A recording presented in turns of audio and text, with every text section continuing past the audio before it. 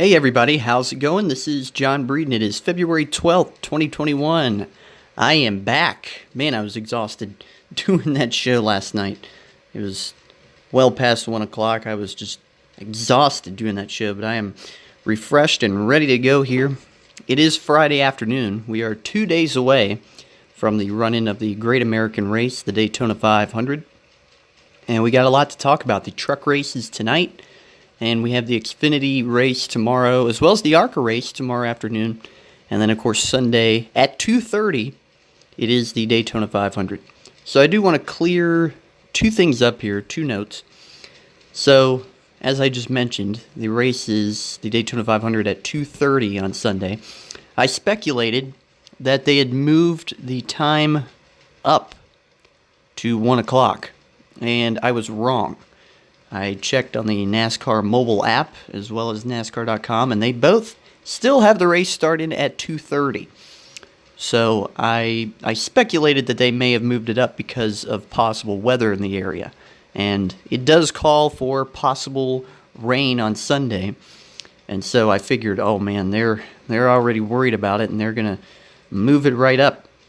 And that's not to say that in the next day or so they will decide to move it up, but as of right now, as of me recording this show, the race is still scheduled to start at 2:30 p.m. Eastern on Fox. You can also listen on MRN or SiriusXM NASCAR radio. And yeah, I had speculated that, so I guess all the pre-race coverage starts at 1 o'clock, which makes sense, because the other thing I mentioned was, okay, so if they move the race up to 1, then that means their pre-race probably starts at 11:30 or 12, which that would then be going head-to-head with the Dale Earnhardt ESPN documentary that starts at noon on Sunday. And I figured, man, like they're going to have the pre-race show on at the same time as this documentary. There's no way they can do that.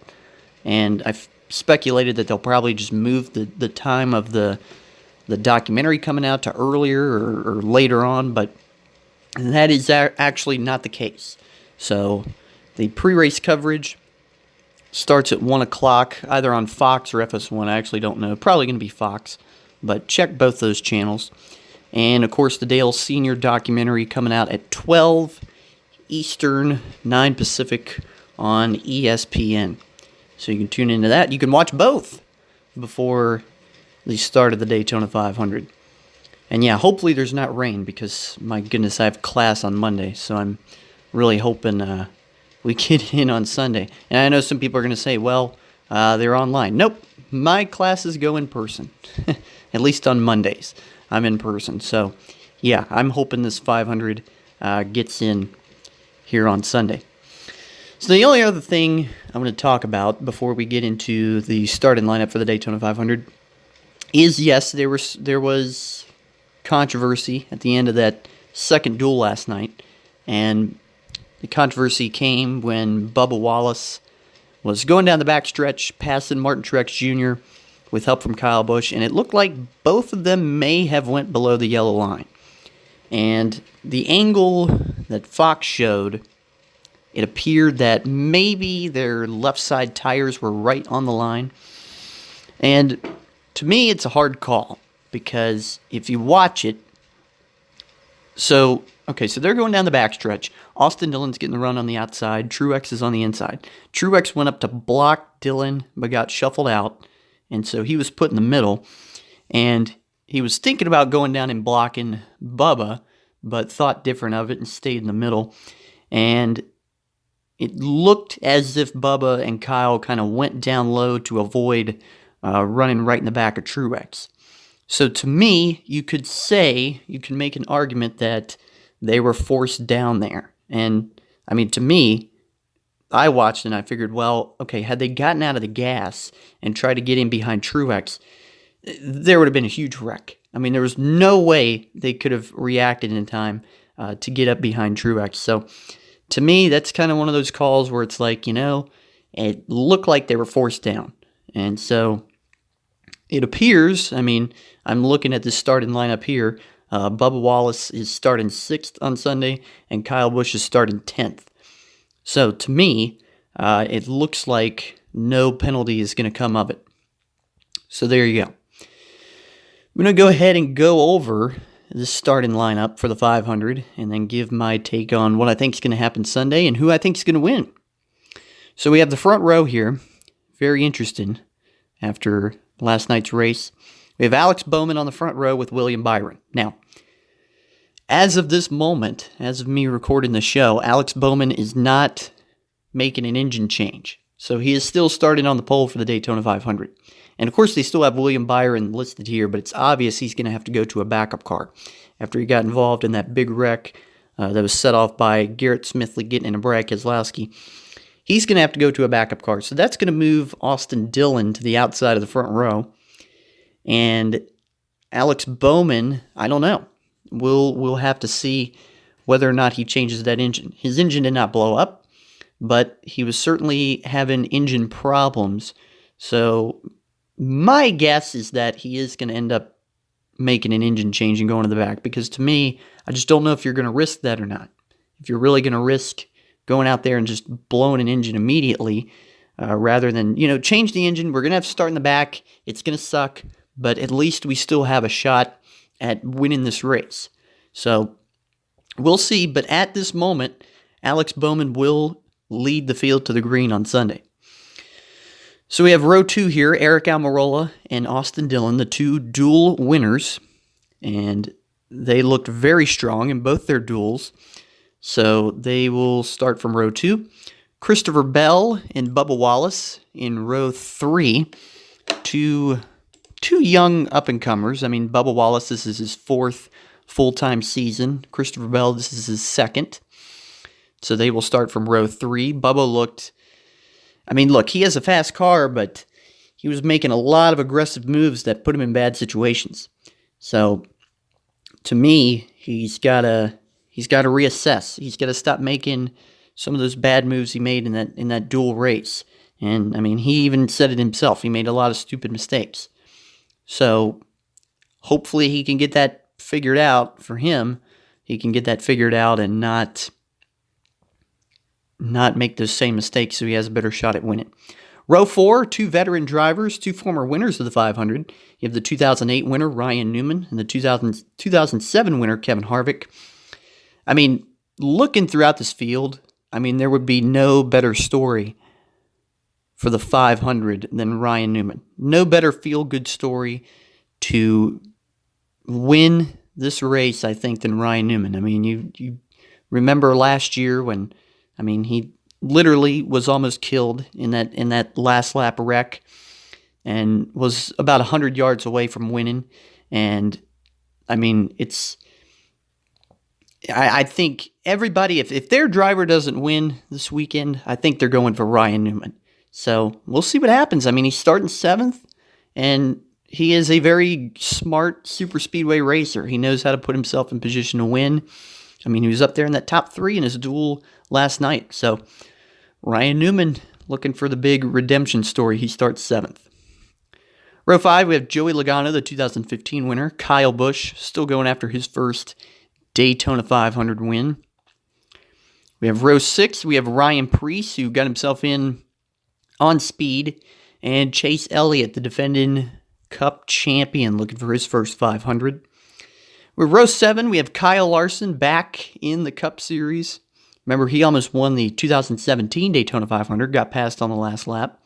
And Ryan Blaney starting off 14th. And Daniel Suarez in row 8, 15th, along with Corey LaJoie. Let me tell you something. If you want a dark horse for this race, Daniel Suarez isn't a bad pick. He isn't a bad bet. And, if the race ends up being a shootout with 2 to go, which I know in Daytona it probably will be. And if Suarez is in the vicinity of, 7th, 8th, or 9th place, he wouldn't be too bad of a pick. He has short bursts of he's able to get to the front, but we've seen he's not able to stay there. So to me, if the race runs long, I don't think he would be a good dark horse pick. But if it's a 2-lap shootout and he's up in the top 6 or 7, he wouldn't be a bad pick, I don't think. We have row 9, Michael McDowell, always fast on the super speedways, as well as David Reagan, but 2 front row motorsports cars sharing that row. We have row 10, Jamie McMurray, the 2010 500 winner in this one-off race. Kurt Busch in the number 1 car. Ironically, that's the car Jamie McMurray won the Daytona 500 in. And Kurt Busch, the 2017 Daytona 500 winner. Row 11, we have last year's pole sitter, Ricky Stenhouse Jr. and Chris Buescher. Both 2 very good super speedway racers. Another two good dark horse picks there. We have row 12, Matt DiBenedetto and Brad Keselowski. Brad Keselowski definitely going to a backup car after that wreck with Garrett Smithley last night. But lucky for him, he's a very good super speedway racer. So if I were a Brad fan, I would not panic yet because he's a very good super speedway racer. He knows how to get to the front. We have row 13, the defending Daytona 500 champion of the past 2 years. We have Denny Hamlin and Martin Truex Jr. Denny Hamlin started deep in the field. I mean, he's still definitely, by the odds makers, he's the favorite to win, and he should be because he's won the past 2 Daytona 500s. So, again, if I were a Denny fan, I wouldn't panic either because he knows how to get to the front in these races, and he is just, Denny on the super speedways, man, it's bad to bet against him.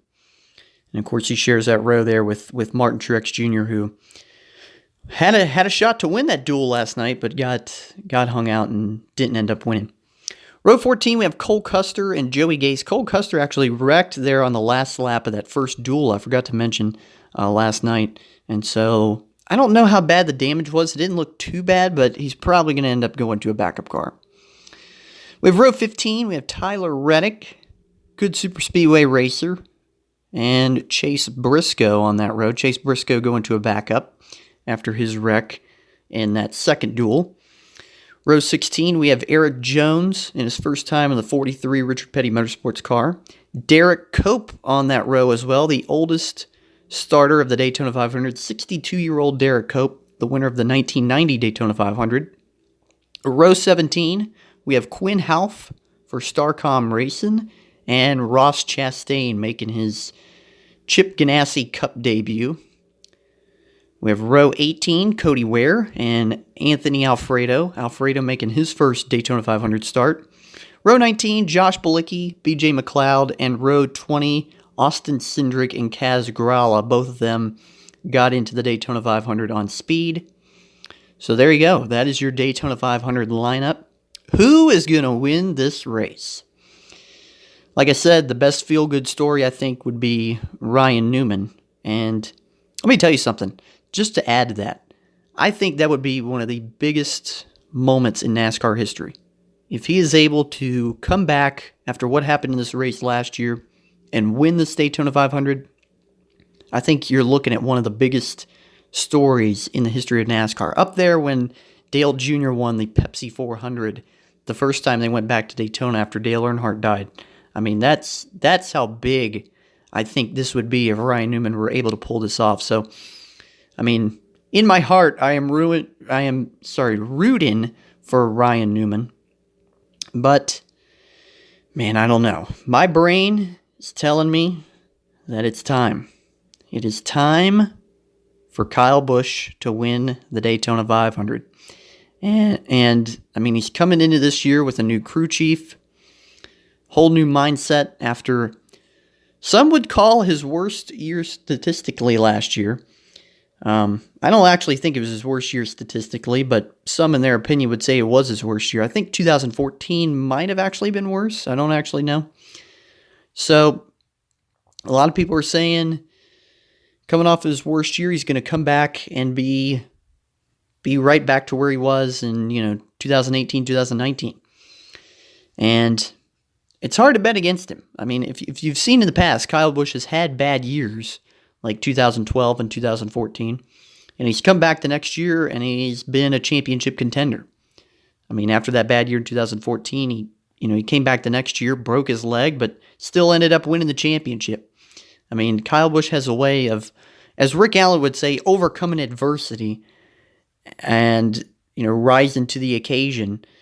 And so, to me, I think this is his year to win the Daytona 500. Maybe I'm wrong. Maybe he's going to end up being like Tony Stewart or Rusty Wallace or Mark Martin, some of the all-time greats that didn't win a Daytona 500. But I don't know. I don't sense it with Kyle. I think Kyle's going to... He's been close multiple times. You look at 2008, he was close. 2009, he had the best car in the race but got involved in a crash. 2019, he was second place. 2016, I think he was fourth. He's come close multiple times. I mean, you look at the 2020 500 last year.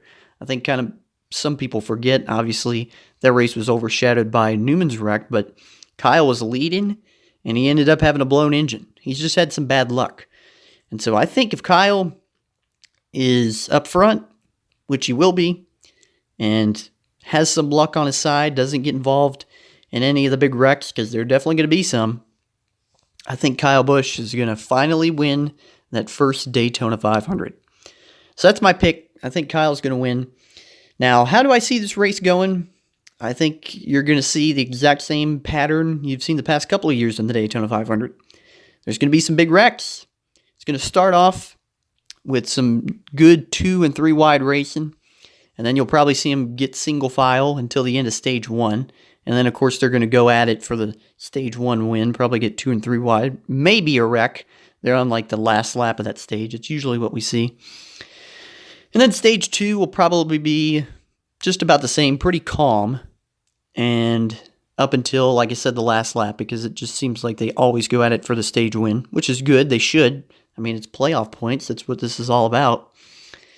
And then the third stage, that's when things, I think, are going to pick up. And you're going to see some really tight racing with about, 45, 50 laps to go. I sense probably the first big wreck for sure will be kind of around that area with 45, 50 laps to go. And then you'll probably see another big wreck probably around 15, 20 laps to go. And then, from there, those last 10 laps, they're going to be chaos.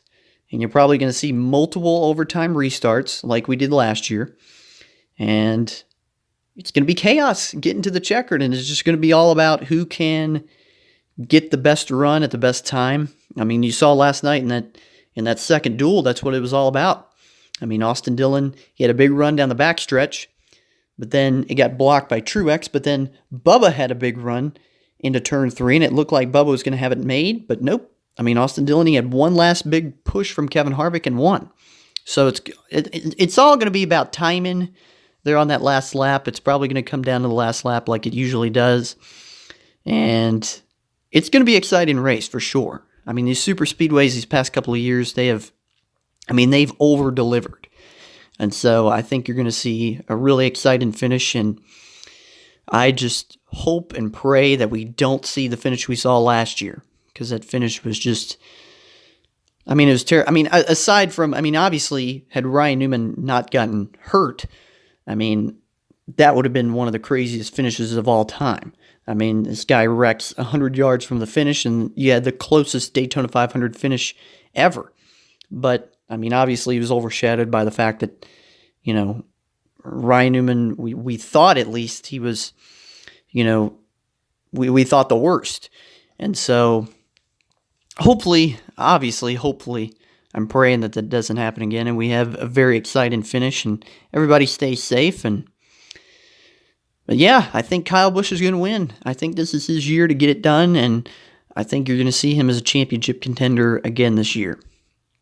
So that is my preview for the Daytona 500. Also want to briefly talk about here the Beef It's What's for Dinner 300. Don't look at me. That's what the race is called. The Beef It's What's for Dinner 300.